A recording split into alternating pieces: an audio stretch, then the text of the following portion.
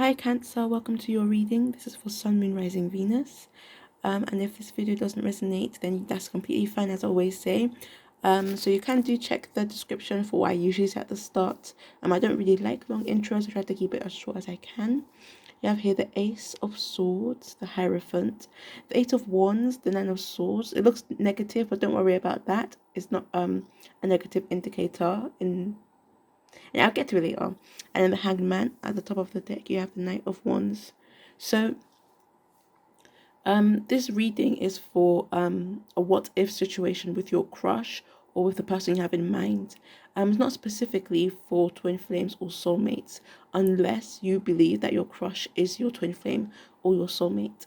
In that case, that is completely fine. Otherwise, this is mostly for a crush. And I did mention in another group that sometimes what can tend to happen is like, should I say, reading hijackers? Like, let's say you have a strong connection with someone, or someone's energy is currently focused on you. Sometimes they could appear in your reading. That could happen. So here is the Ace of Swords, and it's interesting you have the Ace of Swords and the Hierophant. Then you have the Nine of Swords and the Hangman. So worries and letting go, a teacher and learning, and I'm seeing this also as spiritual awareness, a deeper understanding of yourself mentally. So with this person, if you were in a relationship, the kind of conversations you would have would likely be highly what do you call it?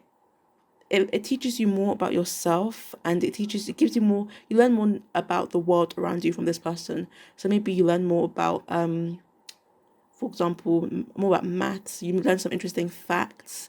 You learn more about I don't know, health, for example. Like, because this could indicate someone who is a teacher, who or has some sort of authoritative figure, or it could be that you're the teacher. I'm not sure. But I do think that it's more the case of this person is like the teacher teaching you. But either way, because of this card, but either way, you're both teaching each other, and in your conversations, they're very knowledgeable. You're both learning so much from each other. There's a give and take of knowledge, and because of those conversations, you're able to go deeper into your own intuitive mind and learn more again about yourself. But also, I'm seeing being more open minded and having a deeper connection to yourself. So these conversations teach you more about yourself, and maybe even open up a new mindset for you. So they may change the way you think as well. With the Hierophant, I'm seeing that the way this person may treat you is they could be again like a teacher or treat you like a student. I'm seeing, so they could likely see you. You may be younger or maybe more inexperienced in something, but either way, I'm seeing that they treat you a bit more like a student, or is that you like having, because this person's laughing, they're smiling and they're relaxed. So it could, rather than treating you like a student, they want to what's that word? Not absolve you, but take you into their own belief systems. So they want to share their spiritual practices with you. So when they're meditating, they want you to come and join them. When they're doing something spiritually, they want you to come and join them to like practice that with you and to teach you what they're learning, to share that experience of meditating, of going through that spiritual journey together. But I am again seeing having fun together because this person's laughing. They're very happy and smiling, and grounded as well. So it could be that maybe that's what they teach you, because you do have this Nine of Swords here. So they may teach you to be grounded, or you teach each other to be grounded. But I'm seeing this energy that bounces off each other, that benefits each other spiritually. Because you have the light going down in the spiral stairs. So stairs are a heavy factor here. So stairs being ascension. In this case, it's kind of like a descending, but a descending into the higher mind. So it's more of an ascension. So a relationship that helps you ascend, I guess. So Eight of Wands. This is for the intimacy between both of you, and I am seeing this as it could be like, because it could be quick, so intimacy that's not drawn out but quite quick, happens quickly, either happens quickly or it lasts quickly. Is that, no, that doesn't go well together, does it? It doesn't. It might not that it doesn't last that long, but for some of you it could just be that the passion is very strong and it happens quickly. For some of you it could be more that maybe sometimes I don't know how to put it. for some of you, maybe it doesn't last that long, but I'm not saying that for all of you, because this is joy. This isn't like not enjoying it. This is like ecstasy, basically. But it could for some of you be that if it's not the case of it doesn't last long, then it happens quickly, or that you have very passionate conversations, because this card can be messages. So your conversations are very, very passionate. But there is this spark of explosive energy as well. So explosive energy, I guess. So lots and lots of enjoy, lots of pleasure, basically, with the Eight of Wands. This is passion. So it's really nice that you have this Wands in the position of intimacy. And then you have the Nine of Swords, so the effects of the relationship long term. So Nine of Swords doesn't have to mean that's going to end. Or again, this is a what if situation. And also, I want to clarify, I'm not saying that you will or you won't be with this person. I'm just looking into what would happen if you were with this person. And like, it's not going to be set in stone. So some of these things could change for some of you. But this is again just a what if situation. So Nine of Swords, I'm seeing that there could be some worries. I'm not sure exactly what it is, but something could be worrying either you, them, or both of you. It could just be, I'm seeing this mostly as negative thinking rather than something happens, or it could for some of you be that something happens that makes one or both of you a bit upset.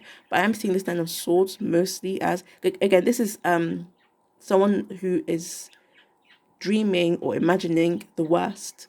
So it's likely that one or both of you maybe will be or have the tendency to imagine the worst. So it could be that you're in this stage, but then you imagine the future as the worst.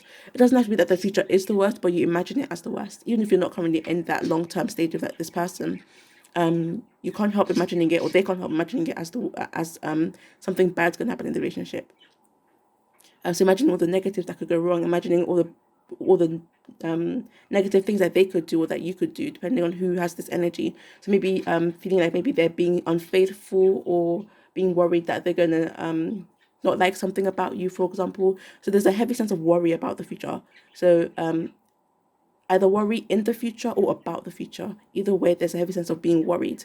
And how you learn from this relationship emotionally, or what you gain from this relationship emotionally, is letting go. So I am seeing that, again, with this heavy sense of teaching each other, you could teach each other to let go. So that's why I'm seeing this mostly as the early stages of the relationship. Although this is for the long-term outcome, I'm seeing it mostly as you're worrying about the long-term outcome, basically, and you being taught, you learning to let go of those worries, letting go of old beliefs as well. The Hierophant is also someone who is trying to learn a new spiritual practice and needs to sometimes let go of the old ways, of the old traditions that maybe haven't worked before. So similarly with the Hanged Man, someone who needs to learn to let go, and adapt with changes, adapt with the with the moving wheel of fortune, basically. So this will likely teach you to do that, to have fun in the moment, which is why I see the Knight of Swords as someone who has fun in the moment, who just goes through life without expecting anything, just having fun, enjoying, whizzing through everything. Doesn't stay for too long sometimes, but it doesn't have to mean that this person isn't committed. Just that I'm seeing things happen very quickly. Eight of Swords, Knight of Wands, things happen very, very quickly and very passionately. Mostly passionately than quickly. Quickly is more like the Swords energy, although the Wands is also quite fast. So Knight of Swords, someone who lights flames, lights passion in your heart, or you light in their heart. Either way, lots of fun, lots of pleasure, lots of music, dancing. We have a Five of Swords here. So I'm saying this is something maybe you're desiring. So a lot of you, so obviously this is a crush. It could be you're desiring this or they're desiring this. But this is a heavily desired thing that I'm saying you've likely maybe, I don't know, would I say fought for? It could just be that maybe you're having to fight for this, not fight for this relationship, but work work to keep this flame lit, basically. So working on yourself, I am seeing with this Ace of Swords and this Nine of Swords, working on yourself and helping each other as well. I know this is like people competing to get that flame, but I'm mostly just seeing that as maybe you're being worried that there's other competitors. That could be it as well. For some of you, being worried of other competitors.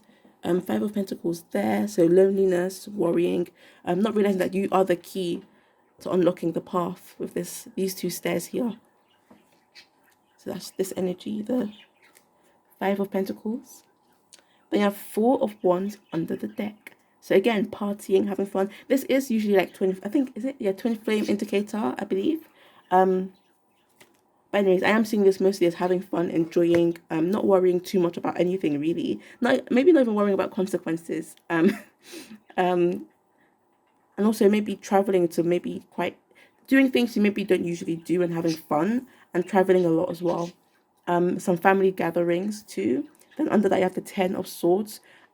This can sometimes be betrayal or sometimes hope, depending on like how it's seen. In this deck, I see this mostly similarly to the Nine of Swords. Rather than betrayal, I see it as like being worried about jinxing yourself or being worried about bad omens. So for example, let's say I don't know, like something happens and it gives you, and you think it's a sign that something bad's gonna happen, for example. So for example, I keep getting examples in my head, and as I'm about to say them, I forget what I was gonna say. Kind of like, I don't know, horseshoe. Like, I don't know if you get a horseshoe that's the wrong way around. I know that's a very weird example, but let's say you get a horseshoe that's the wrong way around, and you feel like that's a sign that maybe this isn't meant to be or something bad's gonna happen. So taking the things, your environment, and looking for bad signs that this relationship won't work. So that could be a worry. Or an issue that maybe you're gonna have to deal with, or that maybe this person. Again, this is a what if situation though. So I'm seeing it as bad omens in the foreseen future, but not exactly bad omens as in they will as in they will definitely happen, but as in you're worried, again similar to the Nine of Swords, that they might happen. But again, there's hope, and I am seeing, because not all bad blackbirds are a sign that something bad's gonna happen. I personally see blackbirds as quite beautiful. So it depends on your own perspective. So I am getting seeing again. So diverting from traditional beliefs could be like, for example, this. Every time you see a blackbird, maybe some of you get a bit worried. That's just an example, though. What else is under there? Last one. Seven of Cups. Decisions and choices. So I'm seeing this card as having to make a decision, having to make a choice, or not being doubting yourself as well. I do sometimes see this card as self-doubt. But overall, I would say this is a positive reading where you can grow and teach each other and help each other out spiritually. Strong passion, quite a bit to learn, to let go of, to change with this hangman. But it's all well, I'd say. It's all good. This did turn out quite messy, but thank you for watching. Hopefully this did resonate. If you'd like to, you can like, share, comment, or subscribe.